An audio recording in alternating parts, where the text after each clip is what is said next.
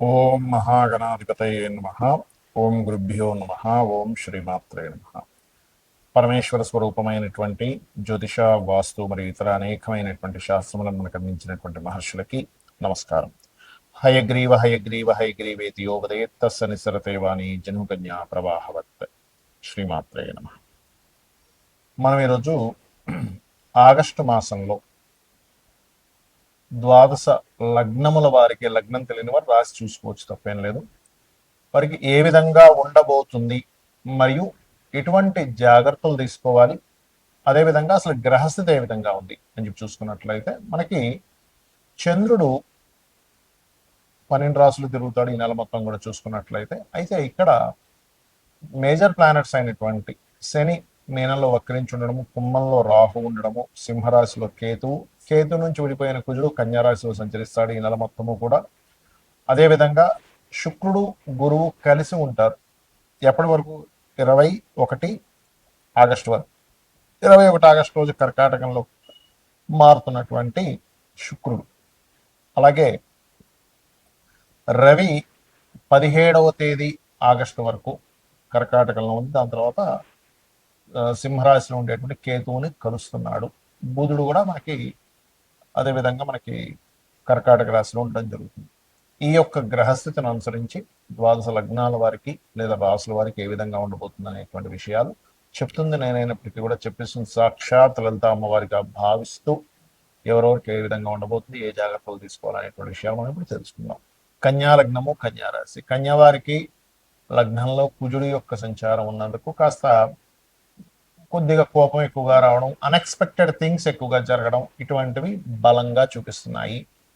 12లో కేతు ఉంటూ 12వ స్థానంలోకి రవి వస్తున్నందుకు ఇది ప్రధానంగా ఇచ్చేటువంటి రిజల్ట్ ఏమిటి అని చెప్పి చూసుకున్నట్లయితే ఇక్కడ కనిపిస్తున్నటువంటి ఫలితం ప్రధానంగా ఈ కేతు ఉండడం, రవి ఉండడం మరియు లగ్నంలో కుజుడు ఉండడం, 12లో రవి కేతు ఉండడం వల్ల కొద్దిగా వివాహ జీవితము, వివాహ సంబంధించిన విషయాలు కొంచెం జాగ్రత్తగా ఉంటుండాలి. కాకపోతే ఇది కొంచెం షార్ట్ జర్నీస్, ఆవేశంతో కొన్ని నిర్ణయాలు తీసుకోవడం జరుగుతూ ఉంటుంది. ధనపరంగా మాత్రం చాలా బాగుంటుంది. 2వ స్థానం మీద శుక్రుడితో కలిసిన గురువు యొక్క దృష్టి 2వ స్థానం మీద ఉంది. అదేవిధంగా రుణాలు లభించడం ద్వారా గృహము కట్టుకోవడము, గృహ సంబంధించిన వాహన సంబంధించిన విషయాల్లో చక్కటి అనుకూలత ఉన్న ప్రదేశం మారుతారు. అలాగే గృహం మూలంగా ఎప్పటి నుంచో ఆదాయం రావట్లేదు అనుకునేటువంటి వారికి కాస్త ఈ యొక్క సమయంలో కొంత జాగ్రత్త వహిస్తూ ఉండాలి.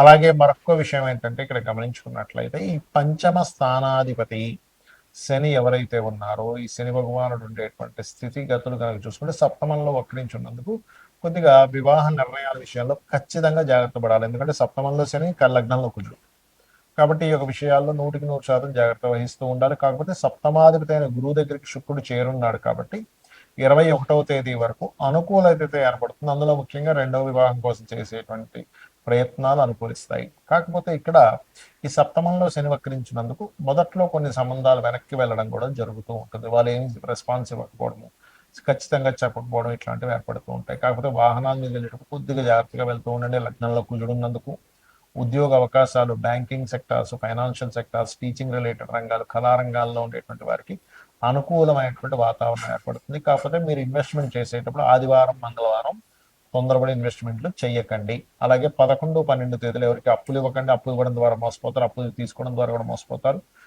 అదేవిధంగా కాస్త ఈ యొక్క 13, 14 తేదీలు కాస్త ప్లేస్ మార్పు ఇటువంటివి గోచరిస్తున్నాయి. ఇక మీరు చేయవలసిన దేవతారాధన వెంకటేశ్వర స్వామి యొక్క ఆరాధన, లక్ష్మీ నరసింహస్వామి యొక్క ఆరాధన చేయండి, అన్ని విధాలు బాగుంటుంది.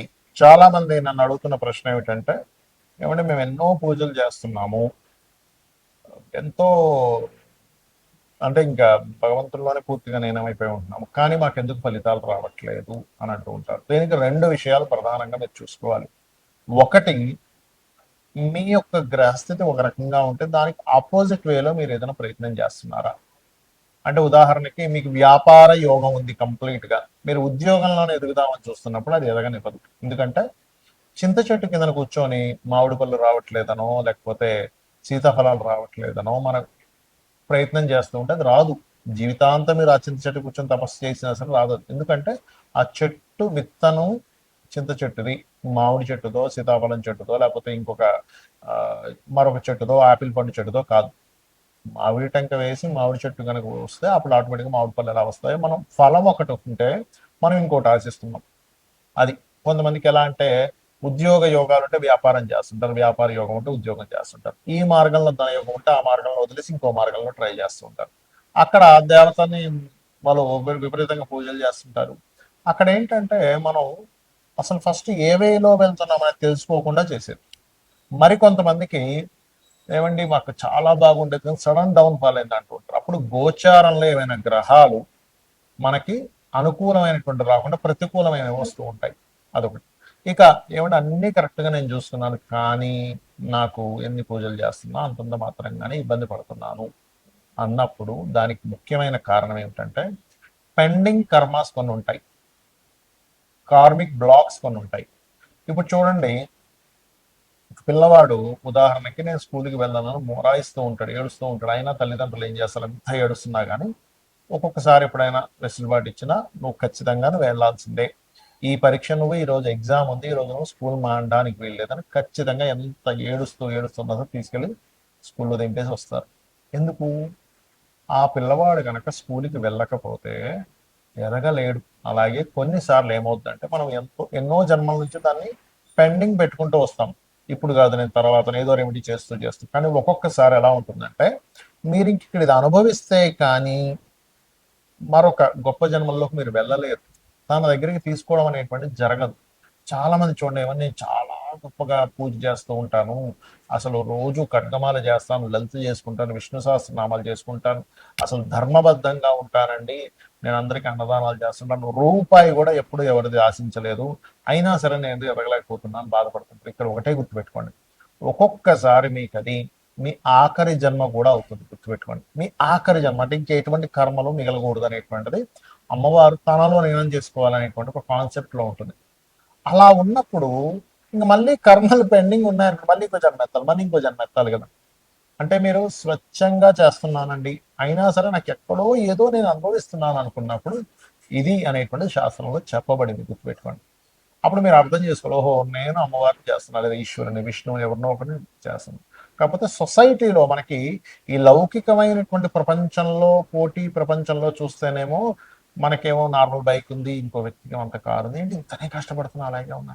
ఇక్కడ ఏంటంటే నీకు అంతర్గతంగా ఏదైతే నువ్వు భగవంతుణ్ణి ఎంతో మెప్పించి పూజ చేస్తున్నావో దాని అసలు ఫలం తనలో లీనమైపోవడం, ఈ జన్మ సంసార సంబంధించిన దాని నుంచి బయటపడ్డాం. లేదంటే నేను కేవలం ధనం కోసమే చేస్తున్నాను, ఇస్తుంది అమ్మవారి ఇవ్వదు అనేటువంటిది లేదు. ఎందుకంటే మనకు ఆదిశంకరాచార్యులు వారి యొక్క వృత్తాంతంలో కూడా అమ్మవారు లక్ష్మీదేవి ప్రత్యక్షమై పుణ్యాన్ని చూస్తుందట, ఎంత పుణ్యం ఉంది ఎంత పాపం ఉంది చూసి దాన్ని బట్టి ఇస్తుందట. అయితే అప్పుడు కూడా గురువు యొక్క అనుగ్రహం అంటే దేవతానుగ్రహం ఉన్నట్టే. కాబట్టి మీరు ఏం చేస్తారంటే చాలా స్పష్టంగా, అమ్మ నాకు అన్ని సంపదలు ఇచ్చావు, కొంచెం ధనపరంగా కూడా ఇబ్బంది ఉంది, కాబట్టి నీ యొక్క అనుగ్రహం కావాలి, నాకు మోక్షము కావాలి, ఇది కావాలని లలితా సహస్రనామాలు, ఎవరికైనా మొత్తం సహస్రనామాలు తెలియదు అనుకోండి, కేవలం ధనపరమైన ఇబ్బందే పడుతున్నాం, అప్పుల పరమైన ఇబ్బంది పడుతున్నాం అనుకున్నారు మీరు ఉదాహరణకి, అప్పుడు ఓం సంపత్కరీ సమారూఢ సింధుర వ్రజ సేవితాయే నమ, ఓం ధర్మాధ్యక్ష ధనాధ్యక్ష ధన ధాన్య వివర్ధనియే నమ. అదేవిధంగా అప్పులు బాగా ఉన్నాయి, ఓం అపర్ణాయై నమ అనే నామస్మరణ చేయండి. అన్ని విధాలా మీకు బాగుంటుంది. అమ్మవారికి అనుగ్రహం కూడా మీకు పరిపూర్ణంగా కలుగుతుంది. శ్రీమాత్రే నమః.